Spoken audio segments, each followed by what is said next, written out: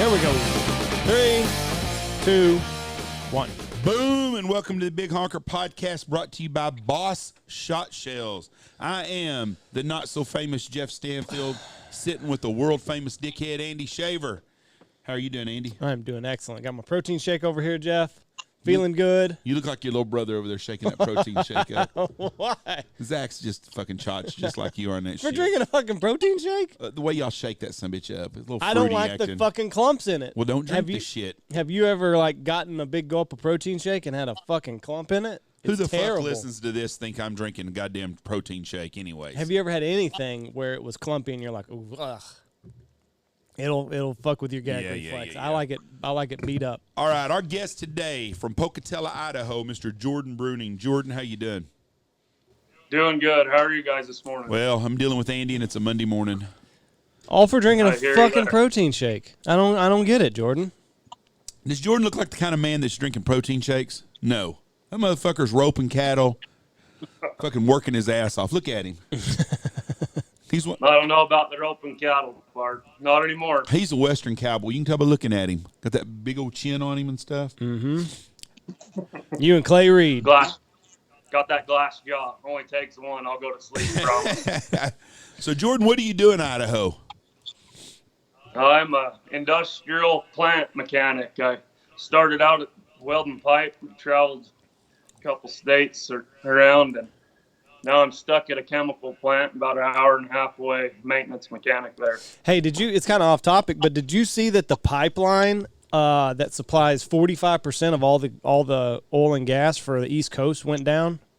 Like some I haven't seen that. I have a lot of ransom, buddies. like some cyber attack shut them down, and they're not going to give them the passcode to all their shit unless they pay the ransom. So all of our gas prices are about to go through the fucking roof. Holy shit, that's crazy. I hadn't heard that. Well, there's quite the conspiracy theory on that already. Oh. Fuck, it just happened this morning. How's there already a No, conspiracy it didn't theory? happen. It happened Saturday. Oh. The conspiracy theory is that our good old Biden administration is involved in it because they want to keep the thumb on people. Now, who the fuck would expect that to be a shock? Would you be surprised? I wouldn't be. I don't trust our government, so who knows? What's your gas prices in Idaho now? Been right around $3, $3.05. It's about we're a hair under. We're like $2.90. So Yeah. They say Here in town, you go out a couple 40, 50 miles, you'll start climbing up a little bit. Oh, no shit? For sure. They say it's going to be Yeah. $5 to $6 on the East Coast pretty quick if they don't get this fixed. They said that I heard they were talking about it on the radio coming out here. They said that they're either in negotiations with the people, or they've already come to a cash settlement with them. And the people that are doing this, now this is the media saying this, they're a Robin Hood type. They do this stuff to these big corporations. They make them pay this big settlement, then they give all the money to charity. Now, I don't know if that's true or not. do we have a charity yet, Jeff? I'm trying to get one right now. That's the only way we're going to make it, Jordan. We got to get this fucking charity off the ground. So, I hear you there. so anyways, who knows what's happening if they do say gas prices are going to go up. But I don't trust our government, so it wouldn't surprise me if they were involved anyway. So. This happened to the city of Austin with their water treatment, I think. If I'm not mistaken, a couple years ago, maybe. Austin, Texas, and Pocatello, Idaho, the two destinations for everybody from California, right, Jordan? California and Utah. That's Everybody's moving. crazy. How big is Pocatello? I think the population sign's like 55,000, but then right across the interstate, actually, where I live in Chubbuck, there's got to be another 25, 30. I'm not sure on the numbers. It's way too damn big for me to be here. I know that. Where did you grow up at? But about 120 miles straight west of here, a little area called Hunt, Idaho. I actually grew up bordering prison, World War II camp, internment camp. In the 40s, would have been like 40 to 45. They had a couple thousand Japanese prisoners there. No shit. Yep, and grew up right next to it. Holy fuck. So did you grow up? How far from Twin Falls did you grow up? So Twin Falls would be by far the biggest town close to where I did, and that's about 40 miles. I grew up on the north side of the Snake there. So now, where is Twin Falls? Is that close to where Evel Knievel did his jump? Yeah, yep, absolutely. It's just west of the bridge, or east of the bridge, excuse me, about 2 miles probably. You can still see it. I have a friend of mine, Chris Pruitt, that's been on the podcast with us, and he lived in Twin Falls for a long time. He loved it. He says his favorite place he'd ever lived. Yeah, it's a beautiful area. I mean, you don't get to see kind of the desert, high desert landscape like that and have a great big canyon ripped through there with lots of water. Twin Falls Bridge is called the Prime, and it's a pretty famous photography place, and they base jump off of it.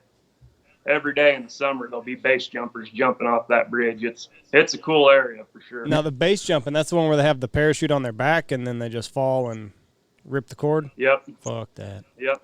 I don't know what would be scarier, base jumping or like bungee jumping. Well, bungee jumping, at least you hope that little strap holds you. I don't know. Have you done any of that?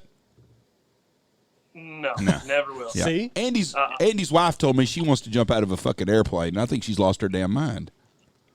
I'm not doing that. I get, with my work, heights don't really bother me, but why take one more chance? I'd rather get paid for it. You want to pay me, I'll jump out of an airplane. How about that? I had a weird dream, and I don't know if it was the talk the other night about jumping out of the airplane, but like I had a dream last night about just something weird. Like I was up in I was at a football game, and I was walking up the bleachers, and then like it just fucking ended. And for some reason, like I would just cower down to the heights. I don't know if it was the airplane talk at dinner or what it was. We're fixing to get on a plane in a month as a family, so just stop that shit. Yeah, that's so now Idaho, don't know much about Idaho. The only place in Idaho I've been is around Coeur d'Alene, which is one of the prettiest places I've seen. It's a yuppie center too, though. So absolutely, is there a lot of water in southern Idaho, or is it pretty limited? There is. I mean, you have the Snake run in from up by Yellowstone, runs clear across what they call the Snake River Plain. For the most part, farm ground and sagebrush on either side of it, about clear across the state. I might be wrong on this, but I'm not pretty positive that I think Idaho has more rivers than anywhere else in the United States as far as mileage. So I could be way off. Maybe that's something I didn't hear, but we got quite a bit of water down here. Well, y'all are a big state. I mean, you're wide and you're real tall there for a little bit, and it's kind of thin at the little top at the Panhandle area. It's like my penis. Do you God damn. Do you hunt most of the rivers where you do your waterfowl? Because I saw you, because you have some cool shit on, I think it's Instagram or Facebook. I've seen videos of you got just tons of greenheads. So are you hunting rivers? Yeah, mostly. Yeah. Predominantly in Idaho in the southern half, you're going to be somewhat involved at the snake. Hunting the snake or hunting a river that feeds into it. A lot of the time also you can get into irrigation canals that will run, usually from the start of season. You might get a few weeks and then they'll shut the irrigation canals off. But with all that extra water through the spring and the summer for all the farm ground, you end up getting quite a few locals and birds that nest around here. And you can get some hunting opportunity off of that also. Now, is the Snake a fairly tame river to hunt on? You're not going to run into anything, too treacherous? Does the water run a lot? Or is it pretty chill? I think we lost him. Maybe not. Jordan, are you there? Area. I mean, there he is. Okay. Obviously, there's certain areas. Hold on, Jordan. You're breaking up. It's probably the weather here in Texas. Okay, you there? Yep, there you are. Okay, all right. Yep. We'll redo that question. Is the Snake a pretty tame river to hunt, or is it kind of squirrely spots? It all depends where you're at. I mean, it'll kill you. There's some really sketchy areas on it. It all depends on the water, how it's flowing. Down where I grew up west of here, you can't run a boat in a lot of areas. And we used to hike down into the canyon. I don't know if you could pull up a picture, but it's a big dang canyon. And just even hiking down into there's pretty dangerous. But you can get into areas that boats can't run, and wading it can be pretty sketchy. You can be shin deep water and take one step, and you just got to feel your way everywhere. Other places, you get into some big irrigation reservoirs that are on the Snake. They just dam it up to hold more water, and you got to be careful with the wind. You can get caught out there in some storms. And one lake here close to town's 20 miles long. By the time the wind's blowing down there 20 miles, the waves up on this end can be pretty dang big and sketchy. Yeah, no shit. They'll sink a couple boats out here every year. On the Snake. On the Snake River, yep. Plus, guys don't know the river. Down where I grew up a lot, they'll be running it and going 25, 30, loaded down with the boat, too many people in it, hit a sandbar, put everybody in the water. Yeah, that'd be a fucking way to wake up in the morning. Now I've been there one time, and it's not enjoyable. You were just hauling ass and hit that sandbar and ass over tea kettle, huh? Well, I was sitting right up in the front of the boat, and we were going probably 30. We didn't actually have that much gear in the boat. Cut one corner a little too sharp, and I went rock skipping out there about 15, 20 feet with building the waders up. I was in high school. Luckily, poured the water out and ended up hunting the rest of the day. Damn cold. What's worse, like rock skipping over the water, or like the sandbar being fucking big enough and you just taking a face full of dirt on the sandbar? Well, the boat hit the sandbar, and I made it out. I made it across. So the shittiest part of all of it's not being able to swim that good and wear waders. But we ended up it took quite a bit of work to get the boat shoved back up off the sandbar, and it was just a great big shit show. Fuck, I can imagine. I mean, if you're going 30 miles an hour, shit, you're going to run that thing. I don't know how far, but I'm just guessing you're going to run it up 20 feet or so.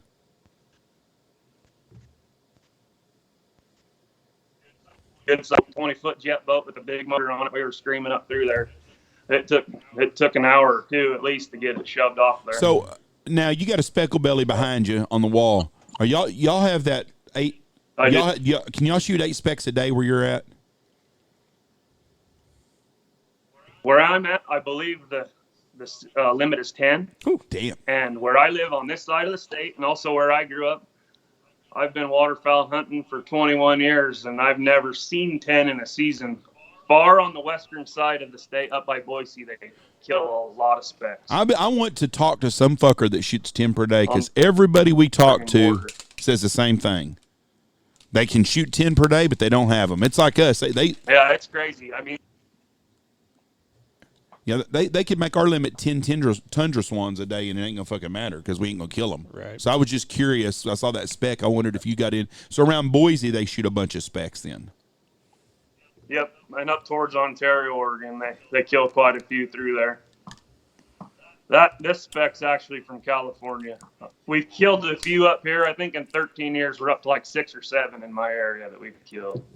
Do you travel to California very often? On hunt side. Do you go to California very often? I don't. You're kind of cutting up. Sorry. No. I was just asking, do you go to California to hunt often? I don't. It's been several years since I've been down there. I have a brother that lives down there, and I think he's been there 14 or 15 years, and he's just finding out where he can go, and he's getting in on a little bit of access. I've hunted down there 5 or 6 different times with some friends, and this speck came off of a hunt down there. That's the best speck I've ever killed. That's a beautiful speck for sure. Is your brother in Northern California or Southern California? Northern California. So, big town, but it's off of a suburb off of Sacramento to the north called Woodlands. So before we started recording this, you said a lot of people from California are coming to Idaho. Are they people from Southern California, or are they people from like Northern California that, maybe they get a little bit of winter? But you said your winters aren't that bad in Idaho anymore. They're not that bad, probably because I'm used to them. But we do get some weather. It's just we don't seem to get the snow like we have been. 2016 was our last real good snow year, it seemed like, and the hunting was good, and it was dang cold. But I have a Toyota Tundra, and I actually, all the snow I had shoveled all winter long was higher than the cab of my pickup. We don't get that very often. But back to the California people, it seems like they're from all over. My brother has lots of friends moving out of NorCal and Southern California. I know we're getting some people up here, but See, like I don't blame them. When you hear about people moving from California, Austin makes sense. Like that's a no-brainer. Weather's pretty nice in Austin. Do you want me to do the math for you real quick on why it's happening? I can make it real simple for you. No, but what I'm saying is Austin seems like a logical step for somebody from California because the politics are roughly the same. The weather's nice. Taking somebody from California and moving them to Idaho seems like you might as well be moving them to fucking Mars. Can I go now? I'll make go it ahead. real simple for you. You live in Southern California around Los Angeles, and you sell your house for $1.5 million for a house about the size of me and Mom's house. Mm-hmm. You sell it for $1.5 million. You go to Idaho, and you go to a small town in Idaho, and you buy you a place for about $200,000 when you get away from the bigger cities, and you put $1 million in the bank, and that's what a lot of the older people are retiring and doing. Is that correct now, Jordan? Absolutely. See? I mean, you hit the nail on the head. They can pay higher prices and drive the market up around here to where I can't afford to move anywhere else. And they're moving to these small towns, and a lot of guys, I don't know if it's with the COVID shit or if they've just made so much money, a lot of them aren't working, it seems like. You don't know how it's possible they have what they have, and they don't seem to be working. They live off that equity they had from selling that overpriced shit around San Francisco. It's happening everywhere. We've had 3 homes in Knox City that's sold to people that have come from out west. And a lot of them have actually moved here from – we've had 2 families have moved – or not families, or older retired people moved from Montana. And I think they were both around the Bozeman area, and they sold their homes for a shitload of money to somebody from California.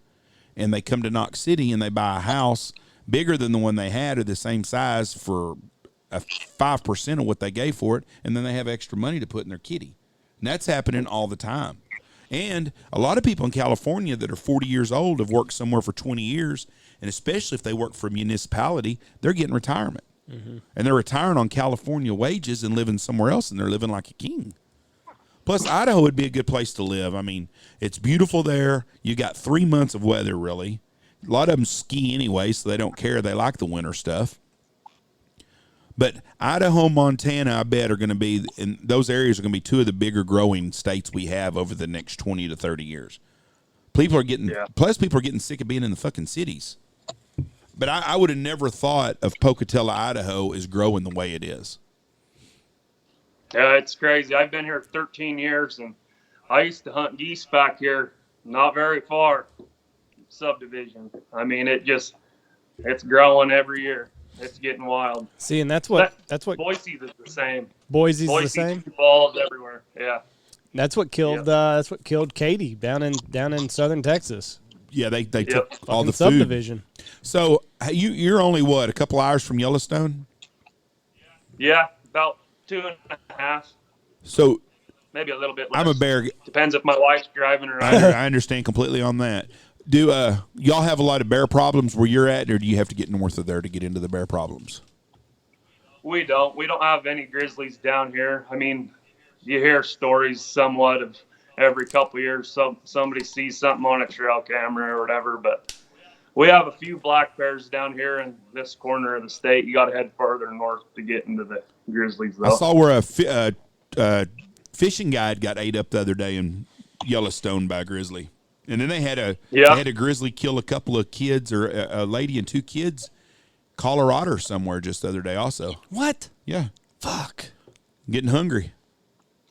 There ain't nothing to mess with. You wouldn't catch me. I ain't hunting up there. Nah, fuck no. Mm-mm. Do you have mountain lions in your area? We do, tons, actually. Shoot. The fishing game actually has kind of waged war on them this year for the first time, because the way lion hunts have worked is certain areas have a quota. And I have a lot of friends that are houndsmen and chase cats. I've gone a few times, but it's been several years since I've been involved. But let's just say, for instance, one area they'll allow 5 females and 5 males to be harvested. Those quotas were being met within the weekend of it open. Right. Our cat numbers have just skyrocketed, and it shoved the deer and elk herd in my area of the state really down. They've been getting hammered on by the cats, and the Fish and Game actually opened it up for this coming fall that there's no quota. It's going to be interesting to see if there's any method to the madness, and they kill the unlimited number of cats. It'll be interesting to see how it all shakes out. I wonder if mountain lions breed like cats do, because we got this little whore cat on our block, and that bitch is knocked up about 3 times a year. And so, I wonder if mountain lions, how often they have kittens. I wouldn't say but 1 litter a year. And I don't know that for certain. I'd imagine it's about like anything. Maybe you lose some kittens, you might come back in. I'm not sure. That's something that grizzly bears do. A lot of people might not understand. A sow will have cubs, and a big boar will come around and kill them cubs to bring her back in. Yeah, that's why. Yeah, that's exactly right. I'm not sure if a lion does that or not. Every 2 years. It says individual female mountain lions usually give birth every 2 years. Mating throughout the year in northern parts of their range, mating is more concentrated December to March. So do you see cats very often? Like just on your daily tracks, how often do you see a cat in a year? Very seldomly do I. But I have friends that live in this area. I actually don't big game hunt within about 2.5 hours of where I live. But when I'm deer and elk hunting, I'm up farther north. But my friends that live in this area, they're starting to see 3 or 4 cats every hunting season. And that is not normal. You shouldn't see cats. I mean, I've been out in the outdoors my whole life. And in Idaho, I have seen 2 lions in my whole life. And they've both been in the headlights of the truck in the middle of the night driving. That's interesting. I hear them. Turkey hunting this spring, we had a lion scream. I have my 10-year-old and my 8-year-old hiking in with me in the dark, and my wife, and about 100 yards away from us, one let out a big old yell, and we ended up going and hunting that morning. Sun come up, started raining like crazy. We backtracked out the same trail, and that cat had cut our tracks, been walking right in it. It had been close to us. Damn. See, I'm not into that. I think I've always wanted to go on it. I really don't care about shooting one with a dog, but I'd like to see that. I think that'd be interesting to watch them trail them.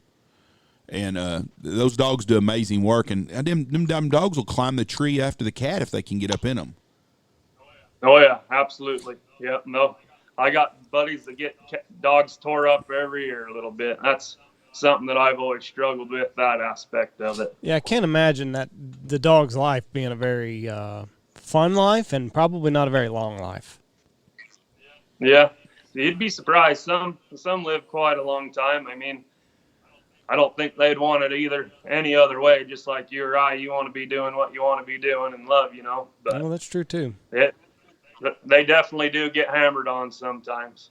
And it's just so interesting that a cat is afraid of a dog like that. Like, you got to it's an apex predator. Like, if it wanted to, it would just haul out of that tree and eat the fuck out of that dog. A bear's the same way, though. Bear dogs, I've seen dogs where they run dogs on bears, and bears are scared to death of dogs. It's just crazy.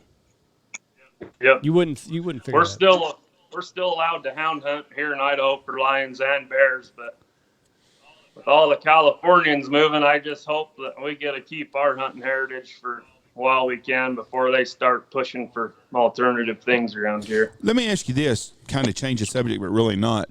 Are you worried about the federal government stopping hunting on federal lands in the future? I can see it. I mean, yeah, I'm worried about everything. You just don't know with all the turmoil in the world how everything's going to shake out. I mean, half the state of Idaho is BLM, federal land. I don't know how they can keep you from being able to do it. Last time I still checked, this was America, and we still had a few rights, but it seems like every day we're losing something. We are, and I really am concerned about that. I think if they don't do it during COVID, they're not going to do it. They've got the perfect out right now with COVID if they don't want people on federal land. You're right. I just feel like that they're going to just... So I think as COVID continues to decrease, that can kind of... I hope you're right. ...go away. I'm just worried about the gun deal. Like, I could see where they'd say the only way you're going to hunt on federal land is if you have a bow and arrow. And next thing they're going to say is you got to have face paint on and wear some chaps and run around and do it. I don't trust our government. I think you're reading way too much into it. I hope you're right. I am right. We'll see. You've been right 2 times in 4 years, so maybe this will be the 3, third. Jeff. Make it 3. Because they are taking away more and more of our stuff. What? Name something. What are they taking away? Well, you got to wear a fucking face mask. You can't fly. Not in Texas. there are other places in the United States you have to. Okay, that's the state government. I'm not. I'm waiting for this big laundry list of shit that they've taken away from us. Well, they've taken away a lot of our rights. You can't use a gun. have nothing, They're trying Jeff. to take guns away right now. Are they not? Are they not? They've been doing that. If the Democrats got their way on everything, we wouldn't have fucking thing. We can do this when we're done with Jordan. Yeah, Jordan. Jordan's lucky on this, so he's getting out of this. Yeah. So Jordan, tell me about your. You do a lot of. You've got some good video and shit. I saw a video you had of a canal or a lake or something. Was it a canal that had just tons of mallards all over it? Is that a pretty common sight when y'all have snow and weather up there? It is. I mean, if I remember the video that you would have been seeing, that was a kind of an extraordinary situation for that area, because that's got to be 20 miles from an agricultural field. The only reason why that water was running that late in the season is they've been diverting some water the last few years to recharge the aquifer in the ground. And so normally that canal and that situation, those birds wouldn't have been there. And those birds were just passing through, and that was a deal where out coyote hunting, just come around the corner and season was closed and that place was just jam-packed. But you will find big pockets of birds. But it's not a normal occurrence to see something like that at all. Are you killing mostly greenheads is what you're killing in the winter? I am. And a lot of that is by choice. I mean, I don't hunt in great big groups. I don't. For the most part, a lot of the time I'll have a buddy or two, sometimes 4. But for the majority, it's probably 2 or 3 of us. And I usually have both of my kids every time I go hunting. Good for you. You could shoot widgeons, and we get a lot of pintails early season and late, and get a lot of gadwalls. But for the most part, we're mainly after mallards. That I have a couple buddies that they'll whack a widgeon if you ain't watching them close, which is fine. But now I have a hard time if you're only after 21 ducks and you have plenty of opportunity. You might as well try killing a greenhead, in my opinion. So you can kill 7 mallards out there? Yep, 7 a God day. almighty. 4 geese. Well, the people on the East Coast are going to shit all over themselves now. Yeah. So it's yours is seven ducks. Yep. Can be. Well, you have all your you have all your federal. 1 pintail, 2 hen mallards, but 7 total. You could shoot 7 hen widgeons, 7 gadwalls, 4 greenheads. But what I'm asking you is, like, here you can only shoot like 5 mallards, and then you can shoot a bonus duck. You can shoot 6 ducks, only 5 can be mallards. Is it that way, or can you shoot 7 mallards where you are? No, I kill 7 greenheads all the time. Oh, okay, so that's why you don't want to shoot a widgeon. See, like us, it makes sense to shoot a widgeon because that would round out your limit at 6. Absolutely. And don't get me wrong, there's some days it's slow and I'll whack me one, but if it's good, I like to hold out. Sure. I mean, just like anything, you got to strive to have something different or a goal to shoot for. Yeah, no, I get it now. I mean, it makes more sense now that I'm clear on your limit. Can you use like spinners and all that good stuff up there, or is that? Yeah, we can. Yeah, we do. I don't run them like everybody else does. You don't? I don't. In a dry cornfield, I will. Late season, down where I grew up, 100 miles west, you get on a big mallard feed out in a cornfield, I will run one. What do you do? But a lot of time on the water, that's the last thing you're going to see her in my spread. How many decoys you run on a water spread? Well, it can vary. Sometimes I'll run 3 floaters, and I've had 40 dozen now. I like the 3 hunt. Yeah. The crazy thing about that can be just as effective as 30 dozen. I can promise you that. Nobody does it late in the season. They're sick of seeing different big spreads and seeing a lot of spinners in the water, and I like to change it up. So you stay on top. You pair back instead. A lot of people put the pedal to the metal and multiply their spread. You drastically pull back. Absolutely. I'm hunting a heavy pressured area. Yeah. A lot of the time, the best thing you can do is leave your calls in the truck, maybe take a Drake whistle, and just show them something different. When you're running just 3 decoys, how big a body of water are you hunting on? a lot of the time about a 15-foot creek. Oh yeah, 15 foot wide. Put them right out in the middle, and that would be a really cool hunt. yeah. That would be a cool hunt. Sometimes hunting smaller creeks, I mean, one or two steps wide, a lot of the problem is there's so much vegetation that the birds can't really see it. And there'll be a few, like, there's always an X everywhere you hunt. A lot of the time you can't make it in there, and you can't hunt the X on a creek because the vegetation, you just can't get in there and or see, and then it just comes straight down in on the top of it. But did you usually just go ahead? Go ahead. Did you see that video of that dive bomb had? I think it was Forrest and maybe Kyle. They were hunting a small creek, and like it's just like you said, step or two across, and those fucking mallards, they were straight up and then straight down. I bet the shots weren't 5 yards. Absolutely. We get in on a lot of that style of hunting. Same thing. That was over in Wyoming. Was it? But, yep. I saw the video, and we get to hunt a lot of stuff like that. Some actual hot springs. A lot of the water don't freeze. I mean, creek 2-step wide, it never freezes. Pretty neat deal. Yeah, that's interesting that you wouldn't think that would be the case. You figure it'd be locked up. Yep. And only because it's moving. I mean, them little creeks, they'll make a big S-bend, and they'll fill an oxbow up, and that'll be froze. But for the most part, the water's just warm enough in a few areas that it stays open. Yeah, that's interesting. I've never got to experience that style of hunting, but it looks like a hell of a good time. It's fun, man. I grew up hunting big Canadas down in the farm ground where I grew up. I come up here 13 years ago, and I've slowly kind of transitioned out of it, raising a family, and I'm busy with work all week. A honker hunter around here with the pressure anymore, you need to have permission by about Tuesday or Wednesday if you plan on hunting Saturday.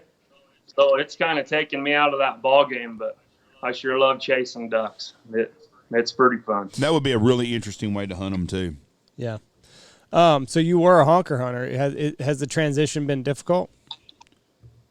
No, I mean, I still get to kill a few geese up here. It's just not the same. When down where I grew up, my old man sold farm equipment for 30 years, and we could get in on some good access and pretty much get a play where we wanted. And I'm still best friends to this day with our actual kind of old rival group that we were hunting the same area. I'm best friends with them now and get to go hunting with them, so it's all worked out pretty good. Y'all were rivals? I just don't. Yeah, kind of. Oh, yeah, rubbing shoulders in the same neck of the woods, trying to get on the same stuff all the time. What'd y'all used to do to one another? Anything dirty? No. Oh, no. My old man, he wouldn't stand for that shit. Pretty good example. We didn't do nothing like that. A little bit of shit talk's okay. Yeah, but that's all right. None of this stuff you're seeing anymore, man. It makes me pretty sad. You know, I got an 8-year-old. This was his first year hunting. He shot a limit of all mallards this year with his 410. That's awesome. Just some of the stuff that he's seen, people rolling in on top of us in a boat, and we're already set up, and they say, well, we're going to hunt here because we made it here. And I mean, we've been set up for 45 minutes. Yeah. A lot of dumb shit's going on in the waterfowl world. It's pretty sad. Guys will have permission out here on a field off the reservoir, and the Bureau of Reclamation owns the whole bluff line pretty much around this reservoir in the area. And you can get on an access road, and they'll pass shoot the geese going into these other fields, into these guys set up. And it's just doing them dirty. It ain't good for anybody. Lack of respect is what it is. Absolutely.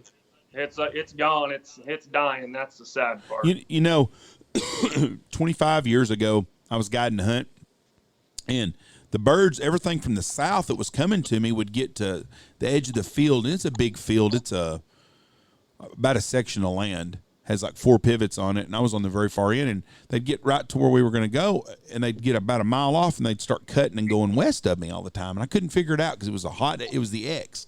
The birds from the north would just come right in and dump right in, and we'd shoot them. Well, I'm watching the birds to the west, and they kept cutting, and we had a hard south wind. It was on the south end, and I noticed a bird fall out of a flock, and some guys had walked in from the road, were trespassing was on the CRP sitting there shooting the birds as they come into my field. Boy, I got fucking hot. I walked down there and I walked them all the way to the fucking road. I was fucking pissed. Then they were going to cut across the field I was hunting in to get to their trucks. I said, fuck you. You're walking around that fucking road. You're not cutting through my fucking field. The guy was getting paid and had customers. No, I was fucking hot. but that's the first time I encountered it, and that was 25 years ago. And it has progressively gotten worse. Now you can't get in out here anywhere without being an outfitter, so it helps us a bunch. But I see this stuff on all social media, and it just amazes me the guys that think it's okay to do this stuff like you're saying. I can't imagine riding up and you and your family are sitting there and got decoys set up, and, well, we're hunting here. We got here. Go somewhere else. I mean, just... Yeah, it's pretty sad. I mean, this is in the pitch black, that instance, and it was actually on the last day of duck season this year. It's me, my 10-year-old daughter, and my 8-year-old boy. So the headlamps are at this level. I mean, it's obvious. This guy is 15 feet from me. He ran into some decoys. Oh, that would be fucking hot. You know, several years ago before kids, he would have had a different experience himself. But it's not worth it to me anymore. We picked up, gathered our shit up, and we hauled ass about 700-800 yards.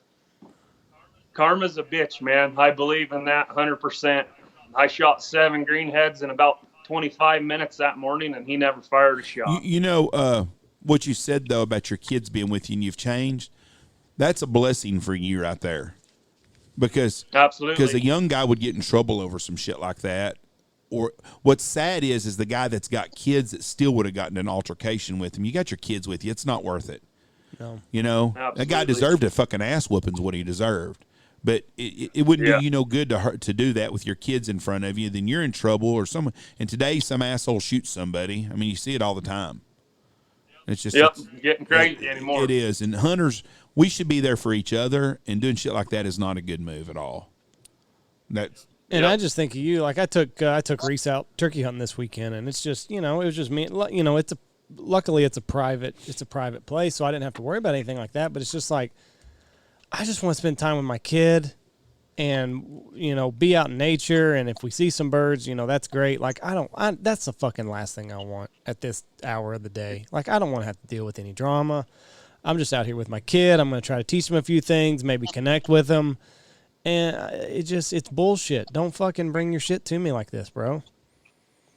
Yeah, absolutely. I don't ask for much private permission as far as turkey hunting. Mm-hmm. And turkey hunting is relatively new in our area. But this year, with my boy being 8 and my daughter being 10, it was the first year they both could hunt. And just like you're saying, I want this to go the way that we want it to go and just be able to give them the best opportunity possible. I scouted it on Friday, and there's 117 birds on this place. It was just a turkey party. Mm-hmm. And, I'm building up excitement because, like I said, my boy, he's killing ducks. He killed 2 Canada's geese in the air this year at the 410. I know he's going to whack a turkey. Right. Like, it's going to happen. We go and hunt the first day, and the roost is on the property we're hunting. Everything goes well in the morning. We have plenty of opportunities, a little bit of excitement. I mean, bird out there 400 yards, and we had the shotgun barrel going like that. And by the time we had that bird in there, we had gone to pieces several times. But I got us in on this permission, and the landowner's great, elderly man, and it was actually the first time I'd ever talked to him about it. And we ended up hunting the next evening and ran into some guys trespassing on the place, blew some birds out. The following morning, 4 other trucks from the property next door came in and kind of boogered everything up for us. But it's just crazy that people have the balls anymore to trespass. In Idaho, you get caught, you lose your license for a year. And there ain't nothing worth me losing my hunting or fishing opportunity. I got nothing to gain trespassing. That's the sad part. The people will do it. Yeah, I mean, they won't think anything of it.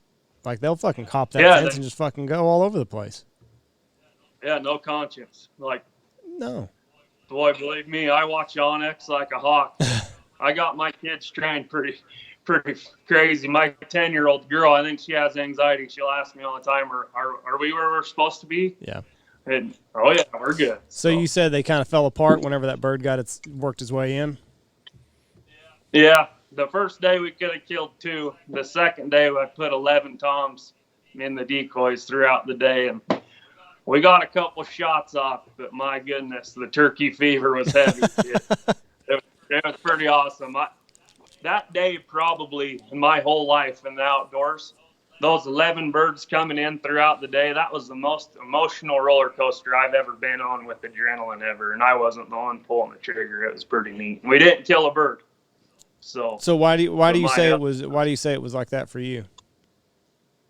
Just watching them, and you want it so bad for them, and you're just excited getting them birds coming in. And with both of them being little, we weren't letting them both have guns at the same time. We were just alternating them, and it about worked out several times, but it was just fun. Now, did you watch the 11 birds come in, or did they kind of sneak up on you and bam, all of a sudden they're on you?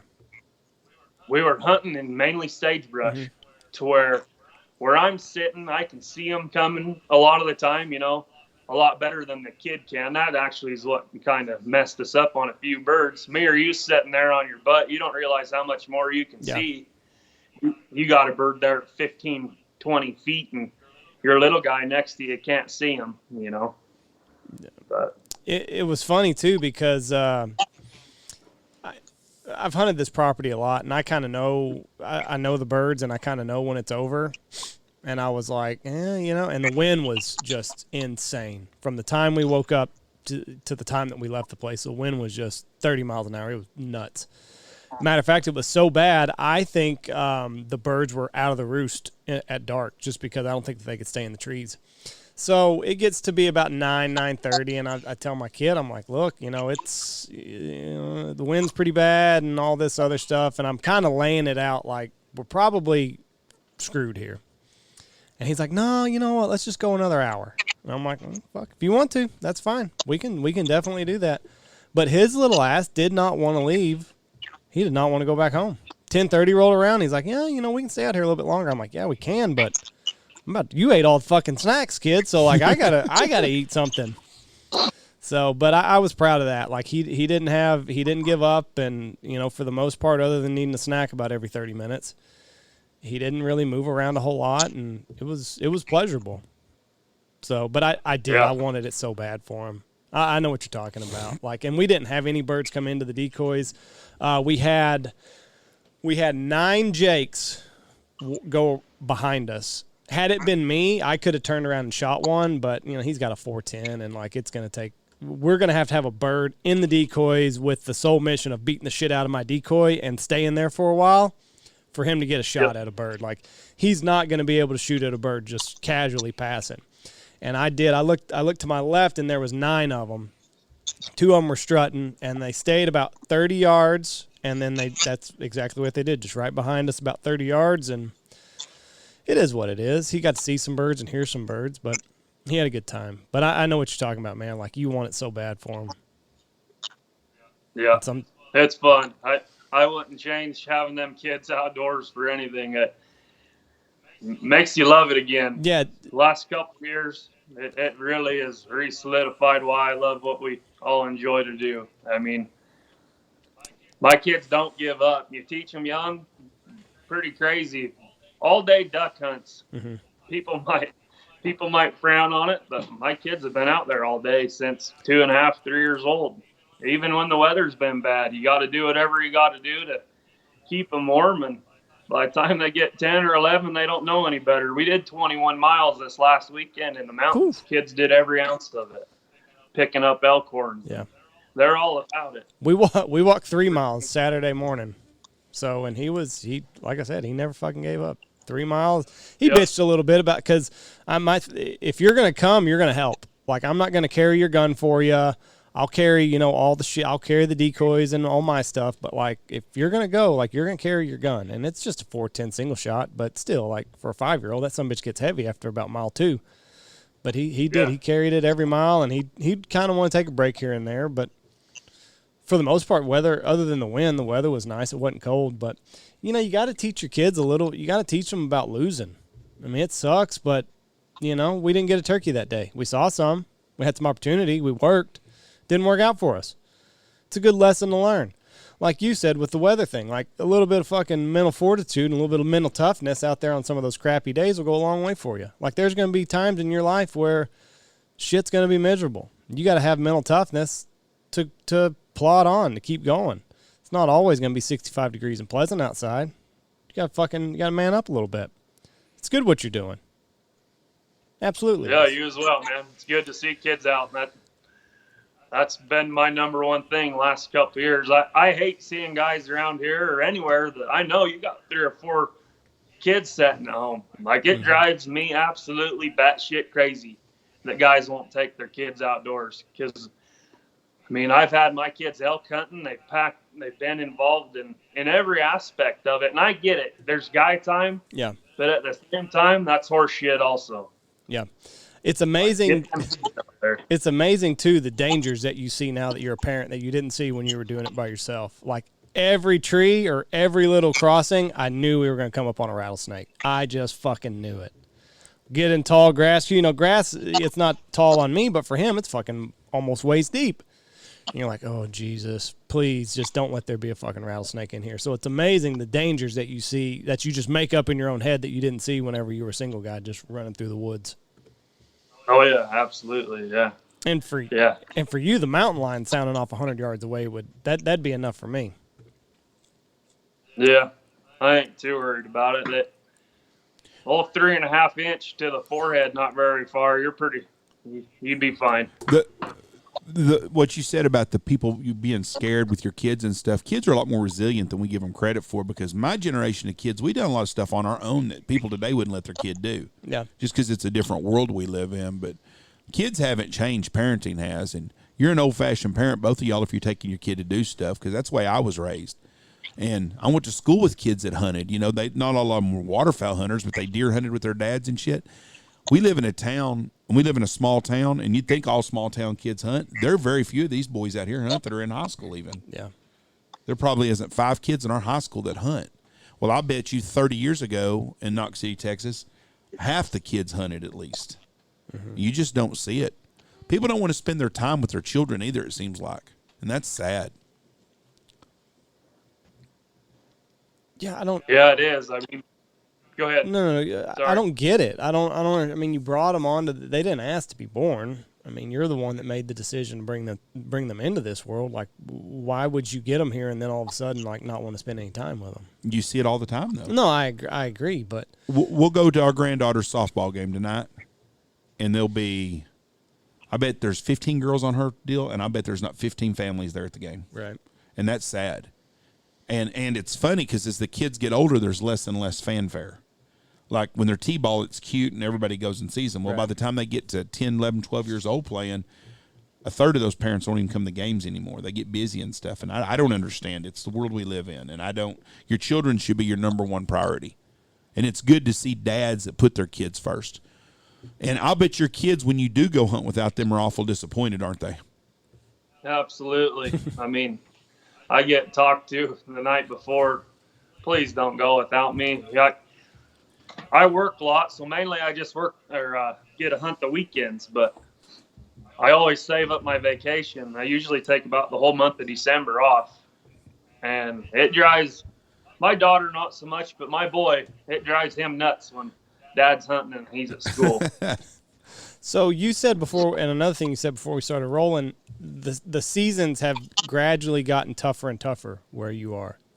It seems to be a common theme here on this podcast for whatever reason. No winter. Yeah, no winter.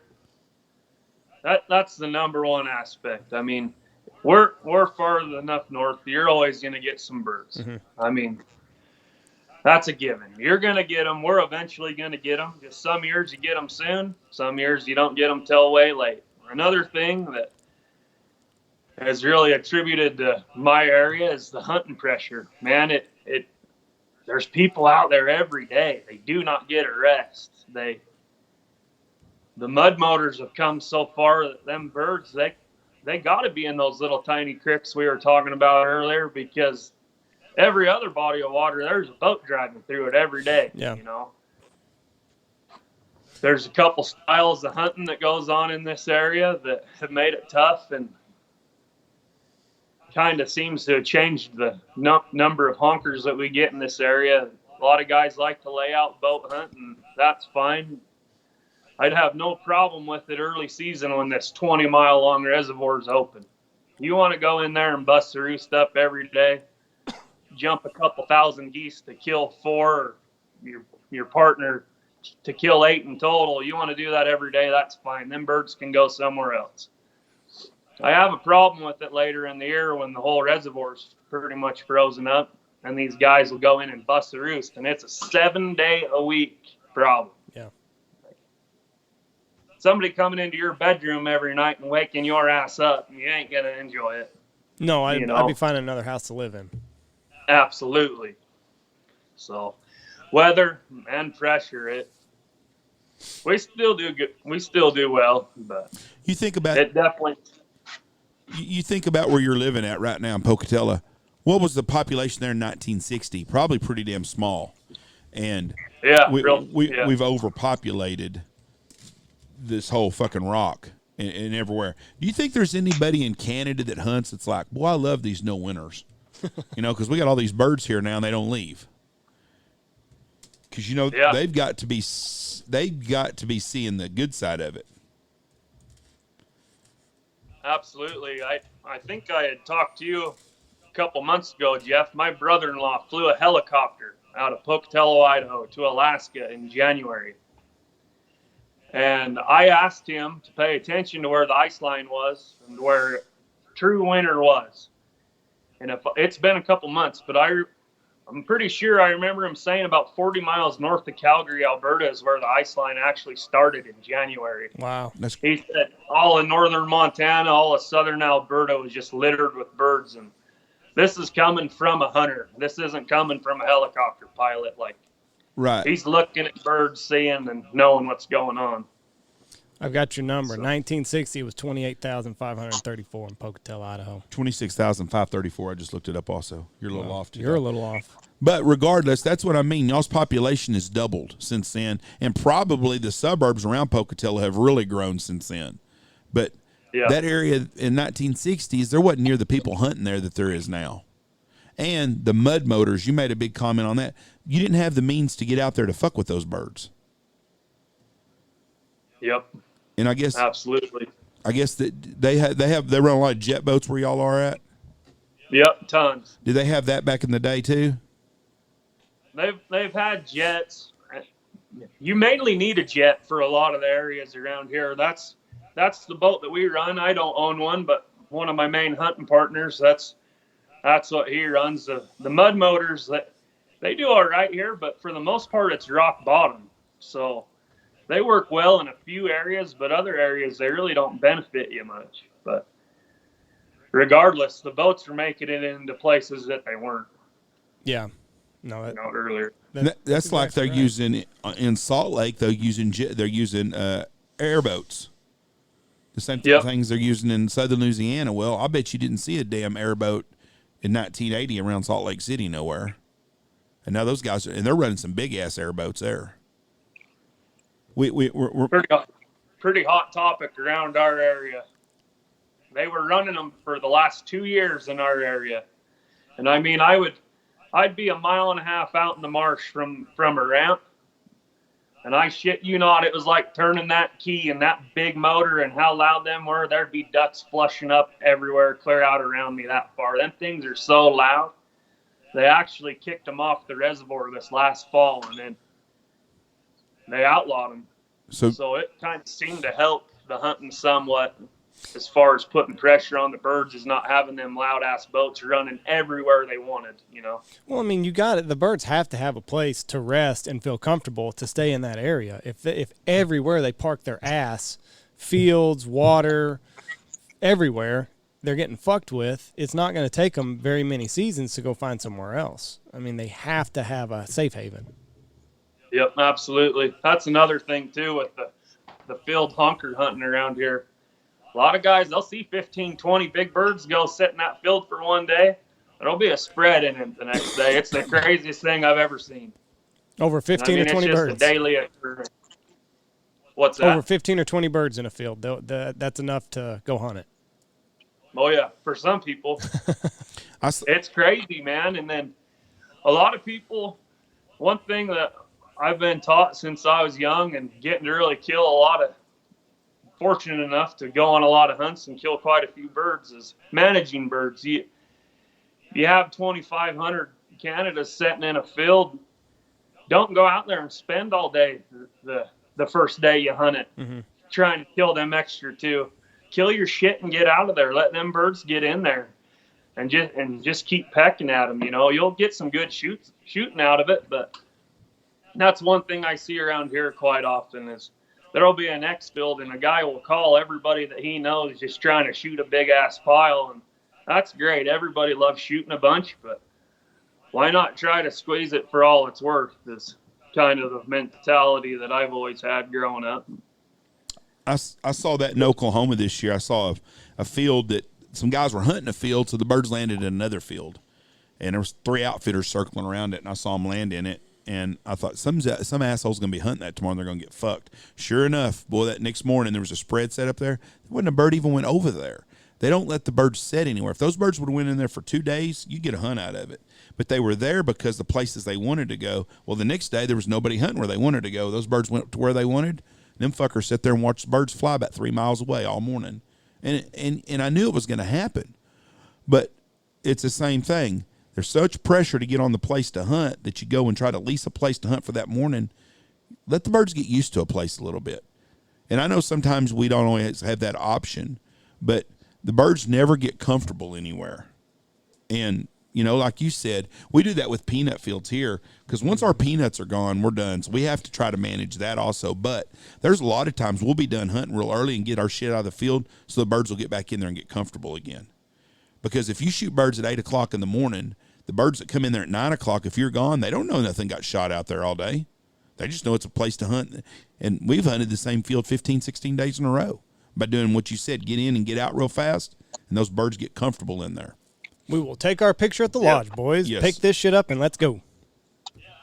Yeah, absolutely. And that aspect drives people so nuts. Like, only after the picture, like, oh, we got to do it. And I just remember being 16, 17. I mean, we're close to the same age. The social media wasn't around. Why the hell do we even need that picture? But I just remember my dad saying, "You get them decoys in that trailer now," and you knew what he meant. Hell yeah, I took a picture on the tailgate and hunted it again the next day. Shot another pile. Them days are gone. Yeah. It's, for the most part, it seems like people are all after that picture, and that's it. Yeah, it's almost like if the picture doesn't happen, well, none of this was worth it. We didn't get our 75 likes on Instagram, so well, fuck, this was a giant waste of time. I don't know, man. I've talked about it before on this podcast. I've got such a love-hate with social media. I mean, it's a wonderful thing in so many aspects, but it has ruined so many aspects of not just our life as waterfowl hunters. Like, every aspect of life is different now. I mean, from, you know, just hot chicks or whatever. Like, you know, they're all Instagram models now. It's just it has not just changed waterfowl hunting. It's changed everything that we know. What would these chicks that hunt that would they take the shirts, the pictures, all the big tits and stuff? What would they be doing for a living right now if it wasn't for Instagram? I don't know. Fucking, I mean, you know, seriously. working at I don't know, being a hot nurse or something, maybe, you'd hope. I mean, there's some of them girls are real hunters and stuff, but a lot of them don't have a fucking clue what they're doing. But what would they be doing for a living? I mean, seriously, think about that. No, I know. It's like, well, my tits come along at the right time for Instagram because otherwise I would be not doing nothing. Yeah. I don't know. It's a weird time, man. It really is. So I'm just glad that there are normal people out there like you that still do it for the right reasons. Yeah, man, it's refreshing. You run into a few people. There's still some good ones out there. The world ain't as fucked up as everybody thinks. No, it is. It's not. At the same time, though. Yeah, you see something every day where you're like, you know, And since the election and everything, I've done a good job of like staying off of the news. I've cut back my social media use. And like when you do that, you're like, okay, you know what? The sky is not falling like people want you to believe. And then like you just run across an article and you're like, you know what? We are fucking doomed. This is a fucking sinking ship. So yeah. I don't know. It's been a nice break, but so why is turkey hunting new in your part of the world? Did y'all not have birds for so long, or nobody did it? Well, northern Idaho's had birds a lot longer, and they have some dang good hunting up there. I have family that goes up there every year, and they do really well. Down in southern Idaho, there's a couple draw units. That's actually how I killed my first turkey. Is I had to apply for a tag, wait for the draw to come out and get a go. So there's a few units like that. I think there's probably only eight or so in Idaho that are left like that, and there's a bunch of units down here in the corner where I live that were draws, and they've made them open hunting to where anybody can just buy a tag and go now. And it's only been like that for probably 6 or 7 years. Right. That anybody can just buy a tag and get a go. So it's easier to get a tag and go now. Yeah, now I get a go right. every year. That's my wife's favorite thing to do. As far as hunting goes, she sure enjoys it. So we're out there after. It's a great time. I mean, anybody that doesn't turkey hunt, I would tell you to try it at least once. I mean, it really, you know, because there's so many waterfowl hunters that only waterfowl hunt, but I think turkey hunting will make you a better waterfowl hunter because you start seeing things from a different angle. Maybe your hide's a little bit better. I mean, just any time out in the wood is going to make you better at being an outdoorsman. And I mean, elk hunter, deer hunter, waterfowl hunter, spend time on other aspects. Just be outside, and you'll get a clue on how animals react. So don't box yourself in. Don't be just one. Don't be a specialist hunter like all these little kids now. Hunt everything. Get out there. Be out in the woods. Well, Jordan. Yep, absolutely. We appreciate your time, my man. Keep raising those kids right, and we wish you the best. Well, you got dove season coming up next, September? Yep, September. Well, we actually have an early honker hunt and sandhill cranes that we'll get in on in September. Do you have a lot of cranes in your area at that time of year? We can. A lot of locals. I mean, you don't ever see them grouped up crazy, but we have breeding pairs here. There'll be a couple thousand in the area, but everything's pretty well spread out. What's the limit on sandhills? So you have to buy a tag, and you can buy a total of 2 per season, but there's a quota, and you better be Johnny on the spot to buy one. Oh shit! So you're only allowed to shoot 2 per person for the whole early season? For the whole year. Wow. Oh wow. That's what you get. I think there's like 240 total tags, and they split it up into 2 different hunts. It's the whole month of December. But you either buy a early tag that goes from the 1st to the 15th, or a late from the 15th to the end of the month. But you can only shoot them in December, you said, or September? September. Now, after September, y'all don't have a crane season no more?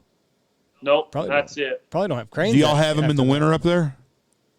No, they don't hold out very long. I mean, regular waterfowl season opens, and we'll have sandhills in over right outside of Pocatello for a couple weeks, and then after that, they're pretty much gone. Do you hunt them?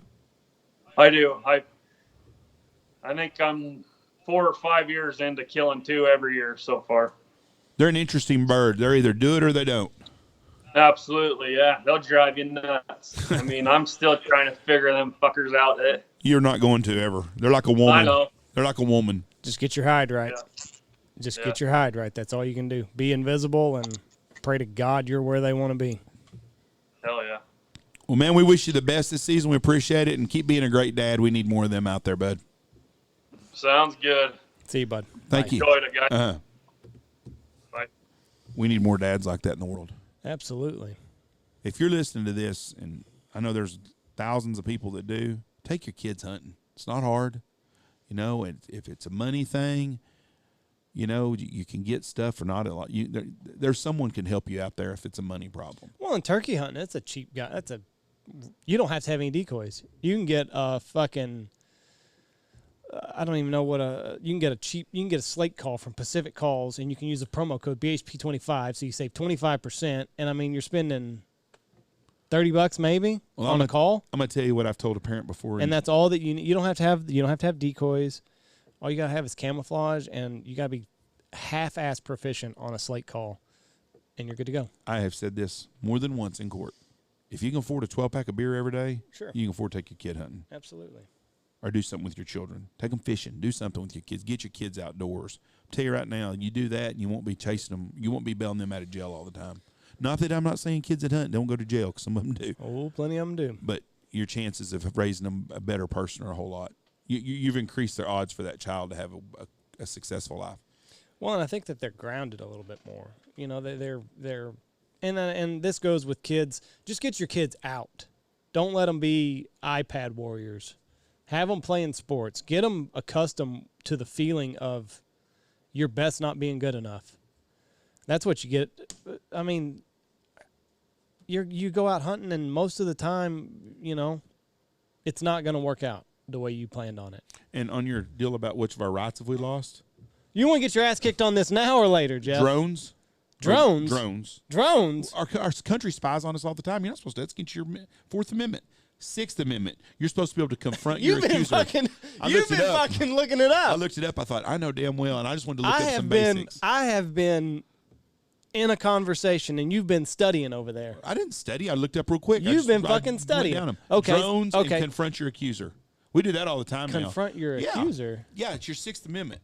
What are you talking about? How many times have you seen our government go to put somebody in jail over a Trump? Trump's not in jail. No. We went over this big trip over these secret accusers of shit. That's bullshit. We shouldn't have that. If someone's going to say that you did something, you should be able to confront them. What are we even talking about here? The Sixth Amendment. Oh, you're supposed to be able what to. Secret what did they accuse? What did I miss? Are you talking about the women? All the time you see stuff. The grab 'em by the pussy thing? All the time. It's not just Trump. I'm talking about in general. The media has got, okay, we've got a, what do they call it? I can't even think today. Damn it. Gather your thoughts, and I'm gonna hit you on the drones. Okay, so you're saying that people. What did Richard Nixon do in the 70s? He spied on people. It's against the law. It happened in the 70s, Jeff. It happened. It happened a long time. It happened 50 fucking years ago. It's going on forever, but now we're using drones all the time. Our government uses a drone all the time. Now, I don't have a problem. They gather evidence with them, and they're not supposed to. They're not supposed to fly a drone. No, not to gather evidence. No. Who are they gathering evidence They do it all the time on drug dealers and all kinds of shit. It's a real fringy gray area. God. I don't have a problem with that. I want them doing that to drug dealers. I don't have a problem with them doing it on me even, because I'm not doing nothing. I have nothing to hide about. My point is our government, a lot of our rights are being infringed. Whether you think it or not. The guns. We had a silencer guy on. They've been trying since the 30s to get rid of guns. It's nothing new. That's what I'm saying. None of these things that it's not a new occurrence. Can you go buy a gun at Academy right now? I don't think they have any, but you could if they had some. You don't have to fill out a bunch of paperwork and shit and take you can get 6 it the hours. Day of. You can get it the day of. The day of. You used to be able to go buy a gun and walk out the deal with it. The last handgun I bought, I've not bought a handgun in 5 years. Mm-hmm. The last one I bought, I filled out my paperwork, and I got it. Okay, that's against the Constitution right there. How?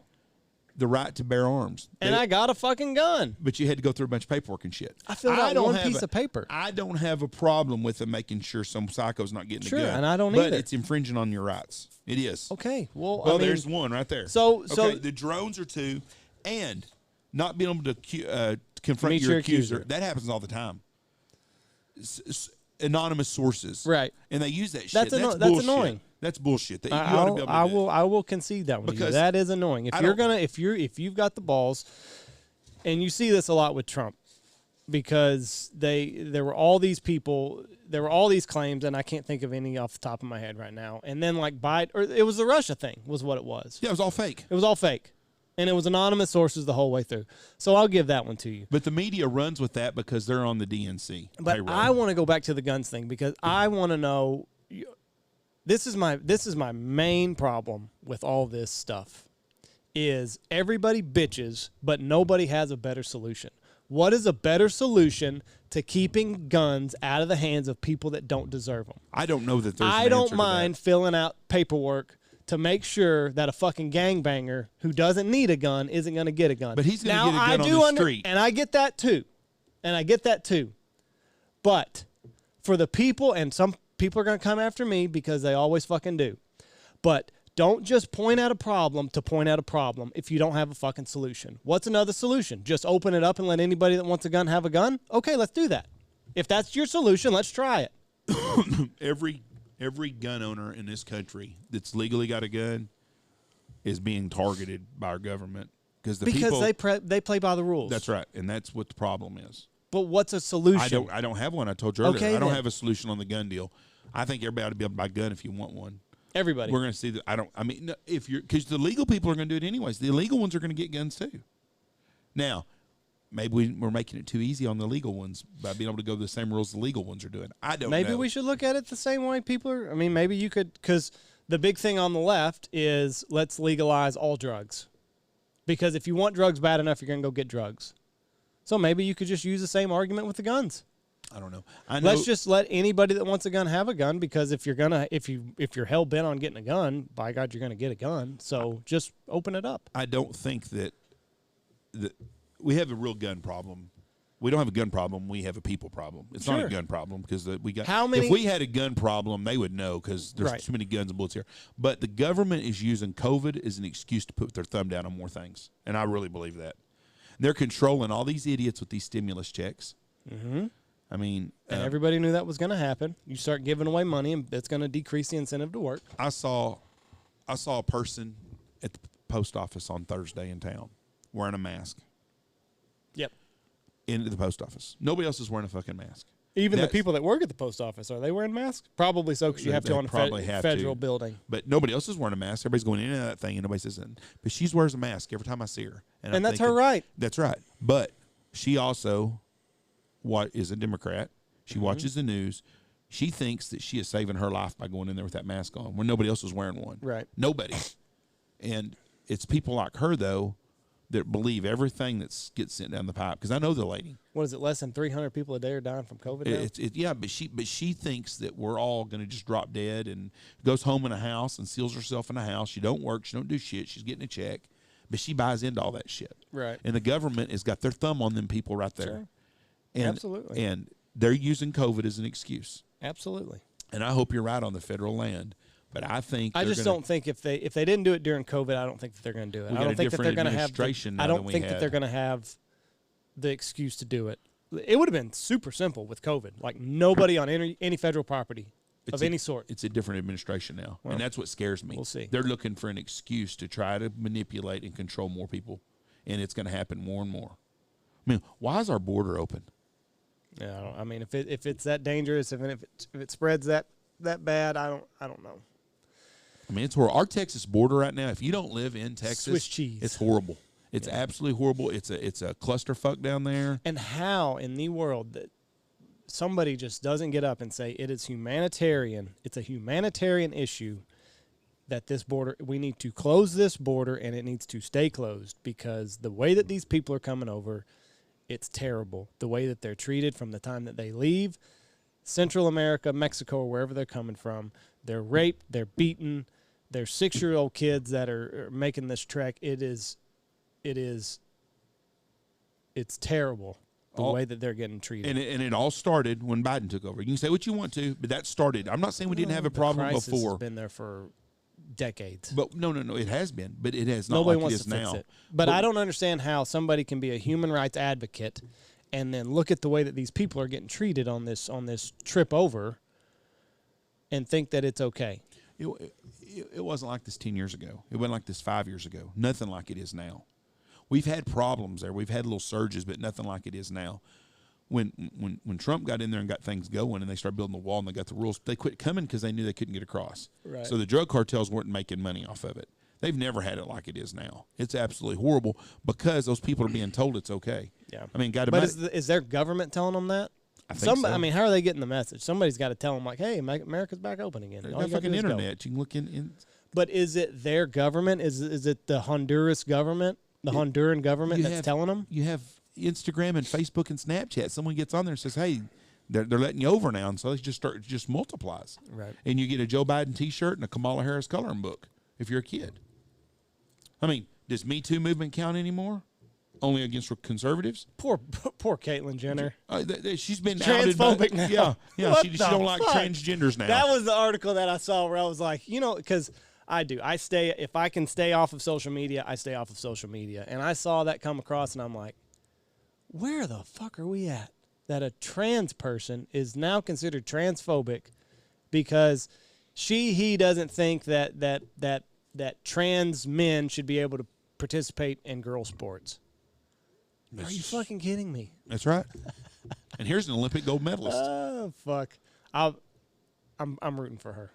I am too. I'm rooting for her. I hope Shim wins it all. I do. I hope that fucking Newsom guy, because that's Pelosi's nephew, isn't it? Newsom? Yeah. Yes. No matter what happens in California now. I hope Caitlyn Jenner is the next governor of California. I do too. And regardless, California's going to get a governor with no balls. Who? I mean, is anybody else? Is it just Caitlyn and Newsom? I've not paid enough attention. I don't have a clue. I know Jenner's in and Newsom. Now listen, if there's a better there's person, not nobody going to have a chance of winning as a conservative other than a man wearing a dress. That's the best chance in California of a man winning. Arnold Schwarzenegger and Caitlyn Jenner. Arnold Schwarzenegger was a horrible governor. He was a Republican though. But he was a dumbass. Rhino probably, but big time rhino. Well, he's married to Kennedy. It's funny. I saw a picture of. So I guess the sons lived in separate houses. I guess the sons one lived with the mother and one lived with him. The son that lived with him is like fucking jacked and he works out all the time. The kid that went with the mom, fat piece of shit. Which one was the one dating Miley Cyrus? I think that was Patrick. Is that the one that's jacked up? And I don't know the names, but Patrick rings a bell to me. God, could you imagine your son bringing Miley Cyrus home? Ugh. She's hot in a trashy way. Oh, she's definitely a trashy way. The all-American Disney girl. Look at the winners they've produced. Her and Britney Spears. Another hot, trashy one. Britney Spears, her parents fucked her up. She's batshit crazy. That conservatorship. Did you watch Finding Britney or Leaving Britney or whatever the fuck it was? I watched it. Seriously? It's a good show. No, I did not watch that. It's fucked up the way that her parents, What was it called? Finding Britney. Look on Instagram. Bitches on there all the time dancing and twirling around with her fucking crazy eyes. That's all she can do now. She said as long as her parents or her dad is her conservator, she's not going to work. She got plenty of men to live the rest of her life anyway. She's like Aaron Rodgers. She got fuck you money. But yeah, she said because I guess he's just milking her dry and told the judge, all this crazy shit. She's worth conservatorship. She's worth $300-400 million. How the fuck can you? I don't understand where enough money is enough money. I can't imagine using your kids anyways. They have from the time she was 6 years old. She was their ticket to a better life. And me and mom got fucked. 3 boys, no talent. Couldn't dance. Not a fucking one of us could dance. So anyway. All right. We got to get off here. Yep. Peace. Sounds good. Go check out all of our sponsors. Check out Bangtail Whiskey. You don't even have to go to the liquor store anymore. Check out Goose Creek Retrievers, Gundog Outdoors, Pacific Calls. They got a promo code. Blind Grass, Dive Bomb Industries, Boss Shot Shells, Dirty Duck Coffee, Lucky Duck, Looking Glass Duck Club, and Stanfield Hunting Outfitters.